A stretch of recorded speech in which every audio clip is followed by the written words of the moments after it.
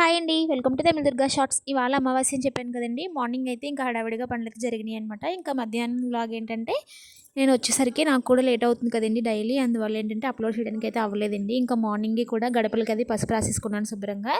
ఇంకా ఏకాతరులకి అది అయితే అత్తయ్య పసుపు రాశారనమాట. పసుపు అది రాసి పొట్టయితే పెట్టారు. ఎందుకంటే పని కొంచెం ఫాస్ట్‌గా అవుతదని చెప్పి.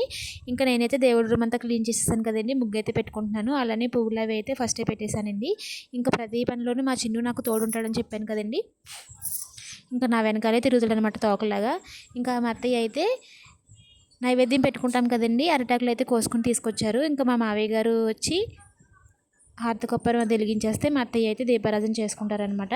ఇంక ఈ అన్ని పనులు అయిపోయిన తర్వాత మార్నింగ్ ఇంక అందరూ దండం పెట్టుకొని తినేసి ఇంక ఎక్కడ వాళ్ళం అక్కడికైతే వెళ్ళామనమాట. నేనైతే టైలరింగ్ క్లాస్‌కి, అత్తయ్య అయితే పొలంకి, మావయ్య అయితే ఆవుల షెడ్‌కి ఇంకా అలా ఒక్కొక్కరు ఒక్కొక్క చోటకైతే వెళ్ళిపోతారనమాట. ఇంకా నేనైతే ఈవినింగ్ వచ్చిన తర్వాత బ్లౌజ్ అయితే ఇప్పుడు ఇవాళ తీసుకెళ్ళానండి. ఒక బ్లౌజ్ పీసు అత్తయ్య కోసం సగం అయితే కుట్టాను. కటింగ్ నేనే చేశానండి ఇవాళ. ఇంక రేపైతే సగం కుట్టాలి. మీరైతే మన ఛానల్‌ని సబ్స్క్రైబ్ చేసుకోండి. బాయ్.